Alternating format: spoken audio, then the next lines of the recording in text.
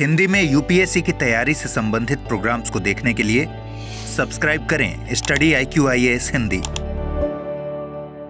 Hello दोस्तों, बहुत बहुत स्वागत है आप सबका study IQ IAS Hindi channel पे। मेरा नाम है विकास और बिल्कुल एक हफ्ते से आप CAA यानी कि सिटीजनशिप अमेंडमेंट एक्ट, नागरिकता संशोधन अधिनियम से जुड़े बहुत सारे इश्यूज को देख रहे होंगे। हम भी लगातार कॉन्स्टेंटली उसको कवर कर रहे हैं।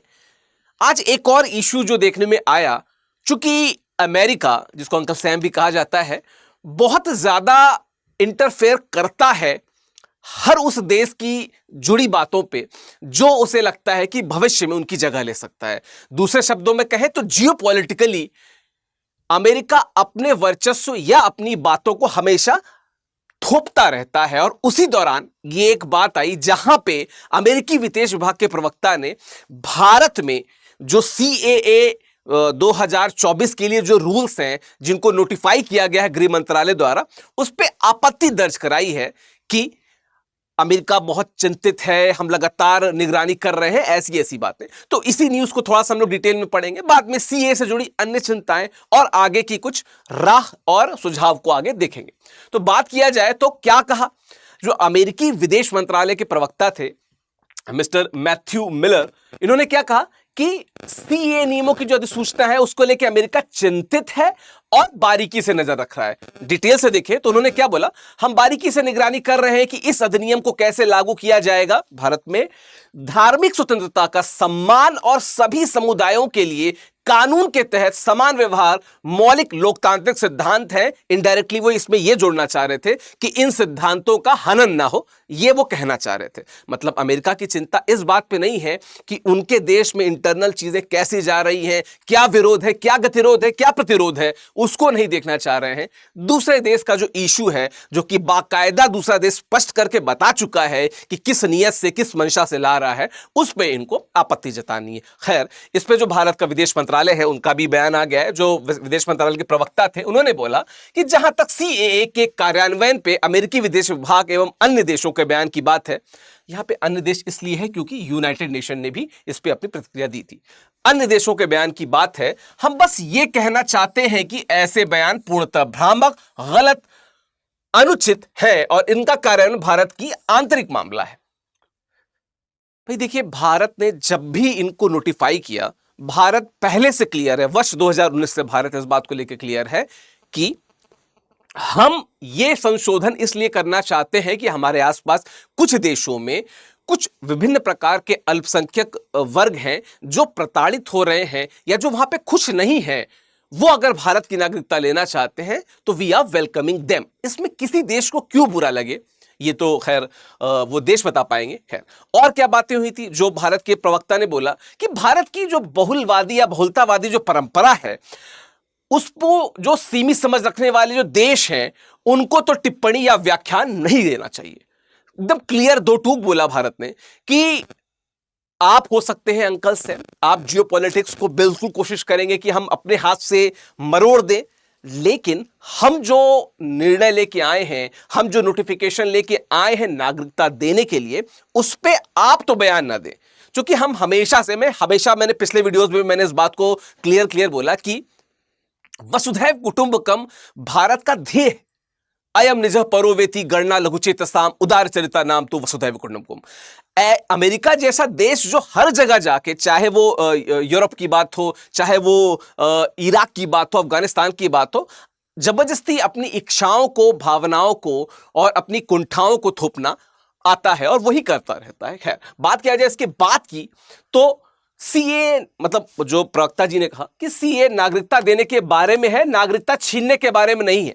याद कीजिए जो पिछला वीडियो मैंने किया था उसमें मैंने इस बात को स्पष्ट किया था कि भारत सरकार ने क्लियर कट बोला है कि अफवाहों पे ध्यान ना दें। ठीक है, तो नागरिकता देने के बारे में है, छीनने के बारे में नहीं है, इसलिए इसे रेखांकित किया जाना चाहिए और बिल्कुल किया जाना चाहिए।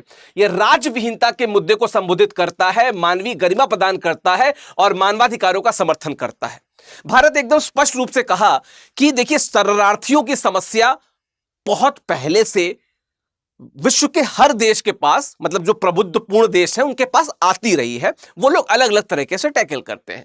हमने क्या नया तरीका निकाला कि हम उन शरणार्थियों को अगर वो चाहते हैं तो भारत की नागरिकता देंगे, गिवन कि उनके पास कुछ अकाउंट हो कि उनको उनके देश में किस तरीके से प्रताड़ित किया जा रहा था। और चूंकि इसमें 6 अल्पसंख्यक वर्ग शामिल हैं तो निश्चित तौर पर यह पंथ निरपेक्षता, या कई बार इसमें धर्म निरपेक्षता लिखा जाता है, चूंकि संविधान में पंथ निरपेक्षता है तो हमें उस पर जाना चाहिए। तो कई बार ये पंथ निरपेक्षता और धर्म निरपेक्षता जो है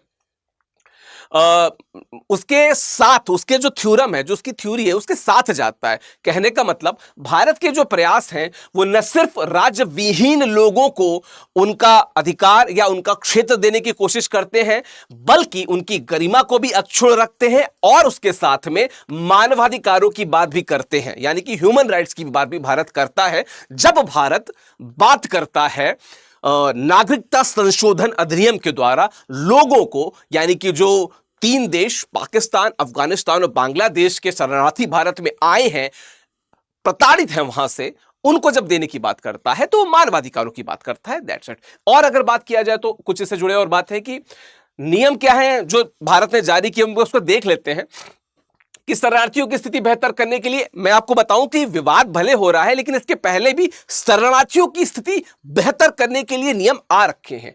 2004 में आए, 2014 में, 15 में, 16 में, 18 में, ये सब शरणार्थियों से जुड़े हुए थे। इसलिए ये जो 2019 का अधिनियम आया, ये कोई नया नहीं था, ये कोई नया प्रयास नहीं था, अभिनव प्रयास नहीं था, पुराने प्रयासों का एक समेकित रूप था, ये सरकार का कहना है। और क्या है, यदि सीए नियम की बात किया जाए जो 2024 का स्पेसिफिक नियम है, तो ये जो नागरिकता अधिनियम 1955 है, इसकी धारा यानी सेक्शन 6B जो है वो सीए के तहत जो नागरिकता दी जाएगी उसका आधार है। तो जो 6B है, धारा 6B है, ये उसका आधार है। और नागरिकता हेतु जो लोग हैं, जो भी नागरिकता चाहते हैं, उनके लिए क्या क्या ड्यू है, क्या क्या उनको करना पड़ेगा पात्रता के लिए। उनको अपनी राष्ट्रीयता, धर्म, भारत में प्रवेश की वास्तविक तिथि और भारतीय भाषाओं में किसी एक भाषा में दक्षता या निपुणता सदस्तावेज प्रस्तुत करनी होगी। कहने का मतलब कि ये जितनी भी बातें हैं, राष्ट्रीयता, धर्म, भारत में प्रवेश की तिथि और भारतीय भाषाओं में दक्षता, दस्तावेज के साथ प्रस्तुत करनी होगी। फिर उनका बाकायदा निरीक्षण किया जाएगा और फिर उनको नागरिकता दी जाएगी। ऐसे ही नागरिकता नहीं बांट दी जाएगी। दूसरी बात, जो अधिनियम 1955 है, ये निर्दिष्ट मैं इसको जो पिछला वीडियो मैंने लिया था, डिटेल वीडियो, आप लाइव सेक्शन में जाके देखिएगा, मैं कोशिश करूंगा प्लेलिस्ट में उसको करवा दूं। उसमें देखेंगे तो नागरिकता 5 तरीकों से हासिल की जा सकती है। मैंने बताया था, जन्म से, वंश से, पंजीकरण के द्वारा, प्राकृतिकरण द्वारा, जिसे हम नेचुरलाइजेशन भी कहते हैं, और भारत में क्षेत्र को शामिल करके। ठीक है। और वर्तमान में जो हम सीए की बात कर रहे हैं, ये प्राकृतिकरण यानी कि क्या कहते हैं, नेचुरलाइजेशन वाली जो बात है, उसके तहत इसको आगे बढ़ाया जा रहा है। ठीक है। और अगर देखा जाए तो जो राजदूतों की बात होती है, तो अगर राजदूत का बच्चा भारत में जन्म लेता है तो उसको सिर्फ इस बाबत भारत की नागरिकता नहीं मिल जाएगी, क्योंकि जन्म से नागरिकता वाली बात है, लेकिन राजदूतों के लिए ये लागू नहीं होती है, क्लियर नहीं होती है। इसलिए अगर ये ऑप्शन में आ जाए तो आप इसे सही मत टिक कीजिएगा। ठीक है। और क्या बात किया जाए, आवश्यक तंत्र किनको किनको बताया गया है, तो पहली बात तो गृह मंत्रालय ने जो डाक विभाग और जनगणना अधिकारी हैं और खासकर जो जिला स्तरीय समितियां हैं, उनको यह काम सौंपा है कि आप जिलेवार लिस्ट बनाएंगे, जिलेवार उनको आप लगातार स्क्रूटनी करके आगे बढ़ाएंगे, बाद में उन पर निर्णय लिया जाएगा। इंटेलिजेंस ब्यूरो, आईबी जैसी जो केंद्रीय सुरक्षा एजेंसी है, उनको पृष्ठ भूमि एवं सुरक्षा जांच की जाएगी। मतलब जो इंटेलिजेंस ब्यूरो या अन्य जो इस तरीके की सुरक्षा एजेंसियां हैं, वो जांच करेंगी कि पृष्ठभूमि कितनी वास्तविक है, कितनी सही है, उसमें कोई घालमेल तो नहीं है। और क्या है, आवेदनों पे अंतिम निर्णय मूलतः प्रत्येक राज्य में निदेशक जो जनगणना संचालन के नेतृत्व करेंगे, उनके द्वारा किया जाएगा। साथ ही समितियों में मंडल रेलवे प्रबंधकों को भी शामिल किया जाएगा। अब इसके पीछे क्या मंशा है, हो सकता है डिटेल में बाद में पता चले, पर मंडल रेलवे प्रबंधक जो पद धारण करते हैं, उनको भी इसमें शामिल किया जाएगा। और खास बात क्या है कि केंद्र द्वारा जो स्थापित अधिकार प्राप्त समिति एवं जिला स्तरीय समिति, जो डीएलसी कहते हैं, वो नागरिकता आवेदनों पे कार्रवाई करेगी। मतलब यहां से स्क्रूटनी होगा, स्क्रूटनी होने के बाद उनकी पृष्ठभूमि इधर से चेक होगी, फिर वो गृह मंत्रालय के पास आएगी और फिर वो नागरिकता में जाएगी। चूंकि नागरिकता संघ सूची की बात है और जो पार्लियामेंट है, जो संसद है, उसके पास इसका अधिकार है कि वो नागरिकता पे क्या निर्णय ले, क्या निर्णय नहीं ले। ठीक है। बात की जाए अगर कुछ संबंधित चिंताओं की, जिनकी मैंने कई बार भी बात की, क्योंकि देखिए जो दूसरा पक्ष है वो भी हमें देखना पड़ेगा, क्योंकि जब हम मुख्य परीक्षा की बात करते हैं तो कई बार आ जाता है कि क्रिटिकली इवेल्युएट करना, ठीक है, समालोचनात्मक रूप से उसको हमको इवेल्युएट करना रहता है। तो क्या क्या बात है? पहली बात तो संवैधानिक चुनौती। बहुत से लोग कह रहे हैं कि जो अनुच्छेद 14 है, जो समानता का अधिकार देता है, जो मौलिक अधिकार है, उससे वंचित किया जा रहा है बहुत सारे लोगों को। चूंकि जब हम बात करते हैं बौद्ध शरणार्थियों की, जब हम बात करते हैं तामिल्स की, जो श्रीलंका से जो आए भारत में तमिल है, या बात किया जाए इस्लाम को मानने वाले लोगों की यानी कि मुस्लिम लोगों की, तो इन तीनों वर्गों को इसमें से नहीं रखा गया है। इनको चूंकि इससे बाहर रखा गया है, इस वजह से ये समता यानी समानता के अधिकार के अगेंस्ट है, तो उसकी बात है। मताधिकार से वंचित होने की संभावना, ऐसा कहा जा रहा है कि बहुत, मतलब ऐसी बातें उठाई जा रही हैं आलोचकों द्वारा कि ऐसे बहुत से लोग जब बाद में नागरिकता का, जब इसके बाद जब एनआरसी की बात की जाएगी, तो ऐसे बहुत से लोग हैं जो अभी तक अपना मतदान करते आए थे, वो आगे मतदान न कर पाएंगे, चूंकि उनकी नागरिकता हो सकता है उनके पास न रहे। क्योंकि एक अगर देश भर में अगर ये एक कैंपेन चलाया जाएगा जहां पे नागरिकता के दस्तावेज देने होंगे, तो हो सकता है वो मतदान न दे पाए। इस पे भी हम बात अभी करेंगे, हालांकि हमने इसकी बात डिटेल में पिछले वीडियो में की है, पर एक वीडियो कोशिश करेंगे कि हम किस तरीके से मतदान को प्रभावित कर सकता है, इस पे कोशिश करेंगे, वीडियो हम लेके आए। असम समझौते पर प्रभाव, देखिए 1979 से लेकर 1985 तक असम के टर्मोइल के दौरान बहुत विरोध हुआ कि जो बाहर से आके शरणार्थी हैं उनको भी वहां से हटाया जाए, और असम के जो लोग हैं उनको ही वहां पे मालिकाना हक रहे, जो बाहर के लोग आके बस गए उनको वहां से हटा दिया जाए। तो इस तरीके के कुछ जो पहले अकॉर्ड हो चुके हैं, क्योंकि इसके पहले जब 1971 में बांग्लादेश बना था तब भी, और फिर 1979 से 85 के दौरान हुए टर्मोइल के दौरान भी बहुत सारे ऐसे अकॉर्ड हैं जो प्रभावित होंगे सीएए जो 2024 की नोटिफिकेशन है उससे। और क्या है? पंथ निरपेक्षता और सामाजिक एकजुटता। देखिए पंथ निरपेक्षता की बात मैं भी कर चुका हूं, और इस पे ही अमेरिका ने थोड़े सवाल भी उठाए थे।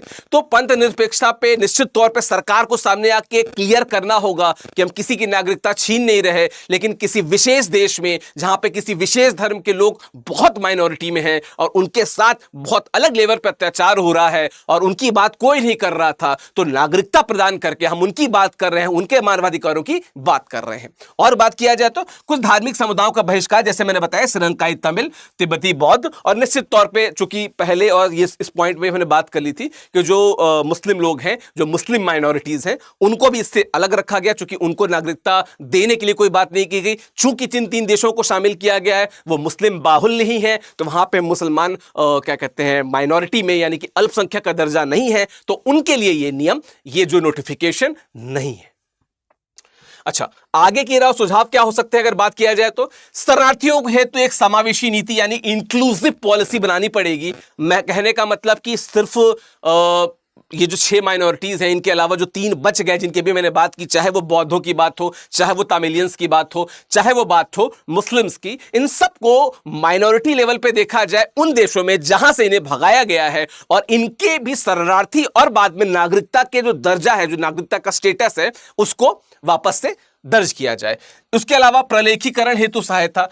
देखो डॉक्यूमेंटेशन पे बहुत इश्यूज आने वाले हैं, तो डॉक्यूमेंटेशन पे न सिर्फ लोगों के अंदर के डर को दूर किया जाए, बल्कि डॉक्यूमेंटेशन का स्तर भी ऐसा हो कि वास्तविकता में सच्चे अर्थों में सही तरीके से डॉक्यूमेंटेशन हो, ताकि किसी ऐसे व्यक्ति जो वास्तविकता में नागरिकता पाने के योग्य है उससे नागरिकता न छिन जाए। तो इस प्रलेखीकरण में भी लोगों को भी सहायता देनी होगी और लोगों द्वारा सहायता प्राप्त भी करनी होगी। ठीक है, हितधारक सहभागिता और संवाद। जिन लोगों को, आलोचकों को इशू है, उनको बैठा के या किसी भी तरीके से चैनलाइज माध्यम से संवाद स्थापित किया जाए कि इस तरीके की मुहिम यानी कि नागरिकता वाली मुहिम का वास्तविक उद्देश्य क्या है और इस उद्देश्य को हम कैसे प्राप्त करेंगे। इस जो सीएए की तहत जो पहल की गई है नागरिकता देने की, इसका किसी धर्म, किसी माइनॉरिटी से कुछ भी दुराव या मनमुटाव टाइप से कुछ नहीं है, कोई विरोध नहीं है। यह किसी पर्टिकुलर देशों में कुछ विशेष अल्पसंख्यकों के हित और उनके मानवाधिकारों को स्वीकार करने की बात है, किसी के खिलाफ नहीं है।